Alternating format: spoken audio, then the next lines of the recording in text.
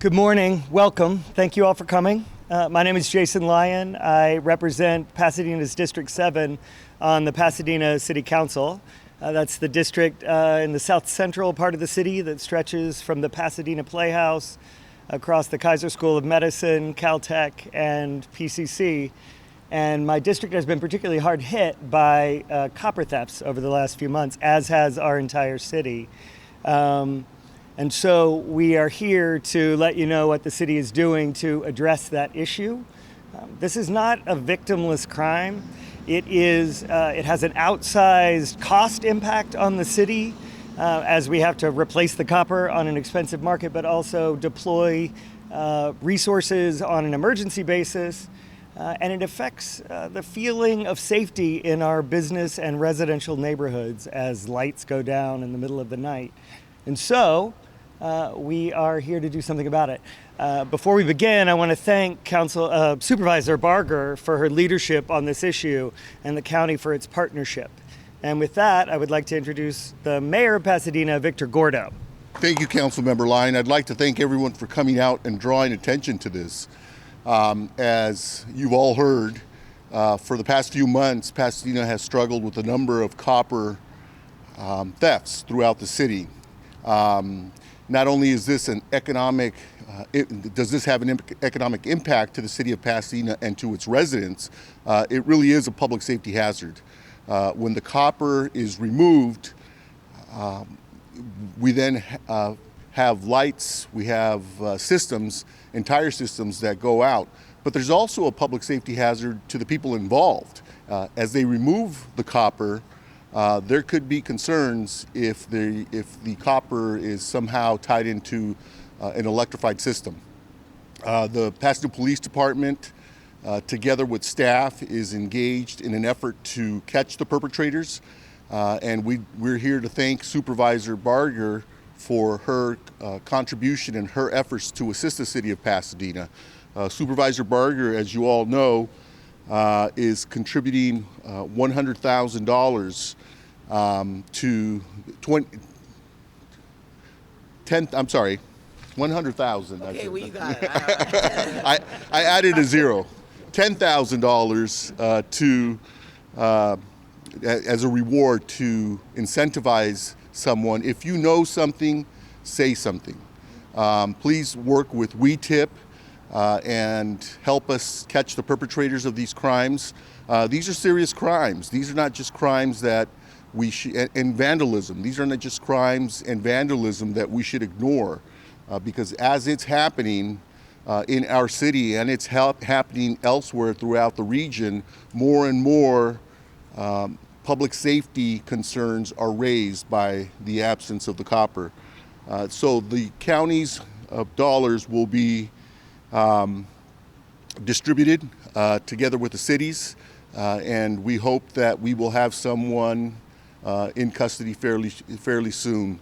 Now I'd like to introduce Supervisor Kathryn Barger, and again, on behalf of all residents of Pasadena, thank the supervisor for her efforts and the efforts of her office and staff to assist the city of Pasadena in this very serious vandalism and theft problem that we are experiencing, not just in Pasadena, but throughout the region. Thank you, Mayor Gordo, and I have to thank you for the collaboration. Really, it is all about working together. This issue, while it's impacting the city of Pasadena, is happening throughout the county. We know in Compton, they're going into the cemeteries and stealing the headstones. We have to send a strong message, and I believe that this reward of $20,000, 10 from the county, 10 from the city, is going to send a message that we are not going to tolerate this. And make no mistake, I know the district attorney is going after those that are also purchasing it because they know what they're buying and they know they're buying it at a discount price. But it's important for us to address this at the ground, getting those people that are stealing. And it impacts each and every one of us as taxpayers, because for every piece of copper that's stolen, they have to purchase more to replenish that to get these public projects done.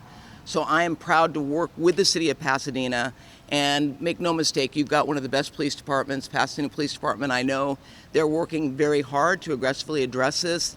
We stand in solidarity with you, and we'll do everything we can to make sure we stop this once and for all. But it's not just going to be in the city of Pasadena. We have to send a loud message countywide that this is going to stop now.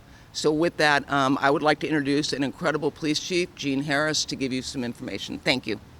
Good morning. My name is Eugene Harris. I'm the police chief for the City of Pasadena. And as you can tell by the folks that are standing behind me, this is a very serious issue here in the City of Pasadena, and we are taking it very seriously. I will begin with a warning to those who are perpetrating these crimes. It is not just a crime of opportunity. It's not just about the money and the cost fiscally to the city, but it is the potential cost of injury to human life out here in our city. When we are taking this copper and we have issues like downed lights, where it creates safety situations in the street, where we have impacted traffic safety signals that could have a potential impact. Those folks who are engaged in this activity need to understand that any associated crimes, we will stack those charges and we will come after you to the full extent of the law. It's very important that folks understand that. The other part of what you heard the supervisor say is that we will be coming after the folks who are making these purchases. It's not just about the people who are pulling the wire out of the ground, but it's also the people who are making this a problem and creating the need or the demand that these people are out there trying to achieve. So it's very important that people understand we're going to be going after everyone involved in these situations, and we will do everything that we can do to provide for the safety of Pasadenians, and working certainly with our county partners and other areas and other cities to try and bring this to an end. We've made several arrests, but it just keeps on proliferating. I think the word has gotten out, and it is our job to kind of put a stop to that, and we will take care of that. Again, I want to make sure that everybody understands how proud we are to be working with the Supervisor Barger and the rest of these partners standing behind me. And with that, I'm going to pass it on to our Public Works Director, who can give you some more of the details and give you some examples of what we're facing, Tony Olmos. As mentioned, I'm Tony Olmos. I'm the Director of Public Works for the City of Pasadena. And my department is responsible for the maintenance of 17,800 street lights and approximately 370 traffic signals. We have had wire theft occurring in the city from time to time, but within the last year, we've seen a large increase in the number of incidents. We are now up to 45 incidents since last January, with 33 of those incidents occurring since November of last year. The typical crime involves the perpetrators opening what we call a utility pull box, just like the one to my left that we opened just for demonstration purposes. And they'll open another box down the street, and they'll expose the wires and cut them and steal them. They'll sometimes put the lids back, but a lot of times they'll leave them open, leaving the wires exposed that are still hot. So as was mentioned already, there is a safety issue with that. People can trip on those boxes, and they can even get shocked by them. Each time they cut the wires, as was mentioned, the street lights go out. My crews go out immediately as soon as we hear about the outages. And sometimes we may not hear about them right away, so sometimes the lights may be out for several days, which is also a safety issue. Since last January, there's been approximately 6.5 miles of wires stolen from our system, and we've had to repair over 360 street lights. Each incident costs the taxpayers over $1,100 every time we go out to make the repairs. We've lost over $50,000 just in public works, time and materials, just within the last year. And that doesn't include all the resources that are needed from PD and other departments that are working on the investigation of the case. As was mentioned several times, this is really about safety. It's safety for the residents that have to deal with the lights being out, potentially tripping on those boxes or touching those exposed wires. But it's also for the perpetrators. The typical circuit is 110 or 240 volts, but we have some areas in the city where the circuits are 5,000 volts. If they were to cut the wrong wires, they can get seriously injured.